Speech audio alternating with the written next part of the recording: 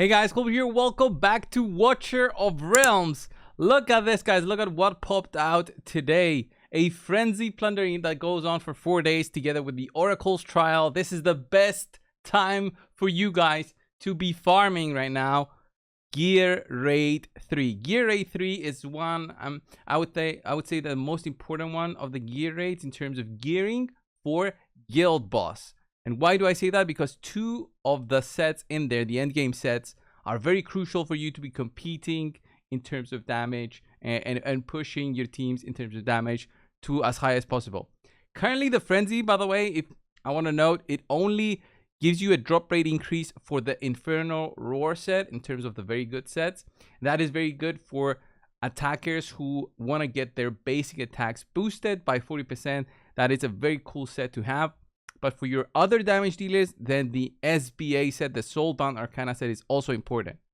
That being said, we also have a reduced cost for actually doing one run. So instead of the 22 cost that we have, usually now the run cost is at 17, and I'll be doing lots of farming throughout the next following 4 days. I'll probably do all my auto fight chances and see what I get.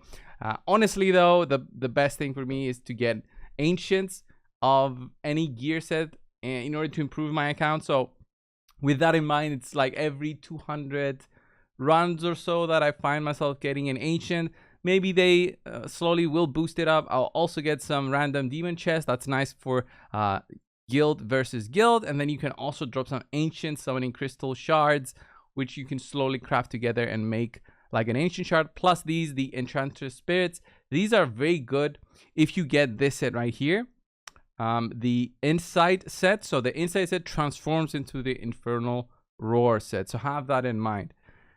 So that's it basically. Just go in there and farm as much as you can. If you guys are looking for teams that make it easier for you to farm Gear Raid 3, then you can just check on my previous videos I had in terms of pushing Gear Raid 3. It's a very, very cool setup to have if you do your Idril, set it up with Dolores, have more detailed videos on those. And also if you're looking for like a takeover, like me logging into your account, playing and pushing and beating Gear Raid 3 for you, then let me know, send me a message over on Discord and I might be able to help you out.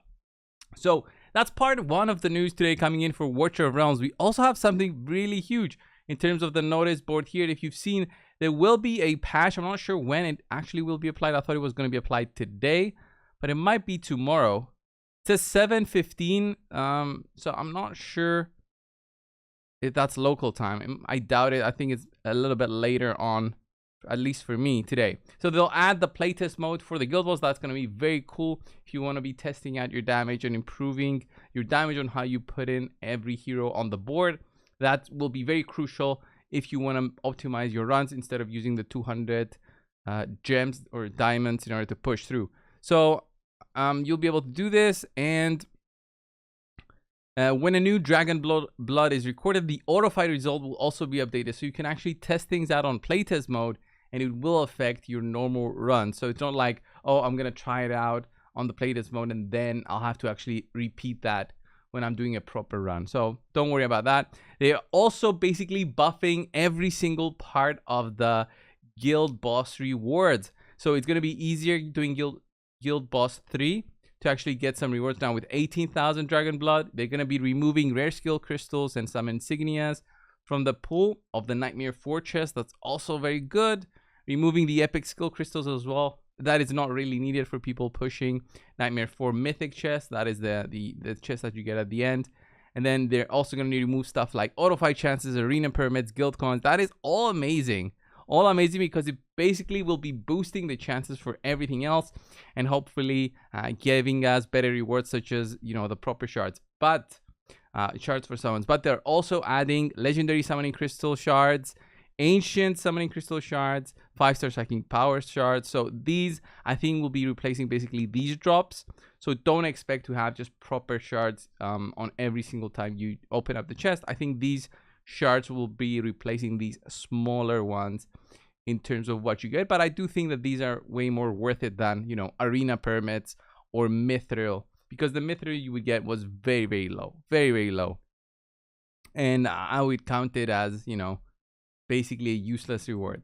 Then they're also boosting a little bit the guild war rewards. That is very cool. Also, basically, if you get an MVP reward, being the person in your guild that does the most damage, then that will be actually cool. They're also increasing the level cap of all demon soldiers. I haven't reached that part yet. I think it's only for the big spenders who spend a lot of time farming the dungeons where you can actually farm for the demon soldiers. And then they're boosting some of the rewards in the Void Rift as well, but also adjusting a little bit of the difficulty for some of the stages. So have that in mind. Maybe don't push just yet on your Void Rift. Just wait on that. Then some hero adjustments. So Hex A3 will be changed. During the effect of Mad Truth, performing basic attack against targets inflicted with burning, extend the duration by 1 second up to a maximum of 30 seconds. That is pretty cool. So instead of the basic attack extending the duration, I think it's cool, but maybe it had like an issue where this extended the duration for a really long time. Maybe this is like an adjustment to make it only 30 seconds, maybe. Crack will also get a reduced cost. I don't think that's going to affect him so much. Sargon will be getting a boost to his talent trigger to 20%. That's nice. And then his Awakening 3 also gets a little bit of an adjustment. Dasomi also will be getting a change there. I'm not sure if that's going to affect anything. You guys can read through that and let me know in the comments, but I'm not really excited about Dasomi.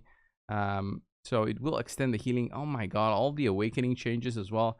Really, really detailed one. But Lugaru also is getting changed. That is weird because isn't Lugaru the one we have right now? Or no? It's not the fusion, right? I think it's a different one. Lugaru may be like a legendary. Might be thinking of something else. The one we have going on right now. I haven't really checked it. I was kind of busy with other stuff for the past few days.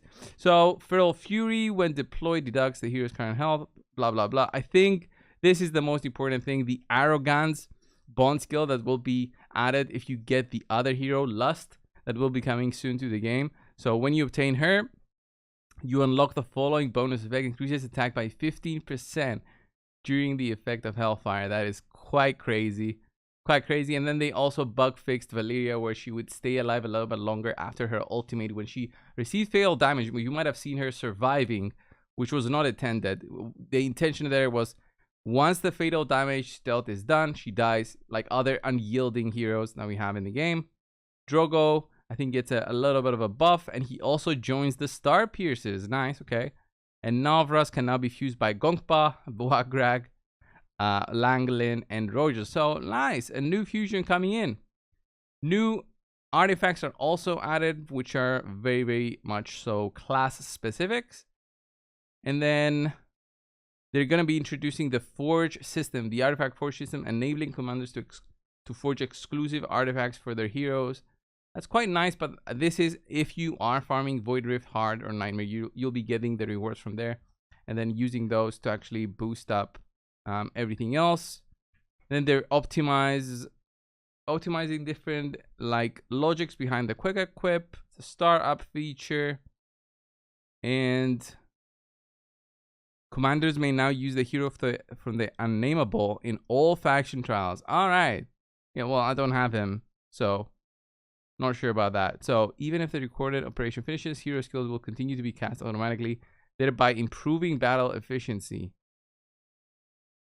Okay, I'm not sure what this means, this efficiency, but regardless, it sounds like a pretty cool patch. I think the most important part is going to be the changes to the guild boss rewards. There's better things coming to the game. Lots of good stuff coming in the future as well. I don't know if you've seen the video on Mabucket's channel. It's a pretty interesting one where he interviewed the devs for like an hour-long video with information about stuff that's coming in the future. That's pretty cool, and I can't wait to test out at least the new guild boss in there. So yeah, that was the video for today, guys. Go and farm Gear A3 and get it done. Just get a lot of gear. It's gonna be interesting on how much score the people are gonna be doing. This guy has like 7,000. That's not a lot, if I'm being honest. I've been saving lots of my stamina, so I have like 59 of these, 468 of these, plus lots of gems. But we'll see. And when I'll start farming, I'll probably also buy the privilege card again, because this gives you like about I want to say 20% more loot. Doesn't specifically say here, but that's where it's at. On average, like 20% more loot. So this was the video, guys. Thank you all. I'll see you in the next one. See ya.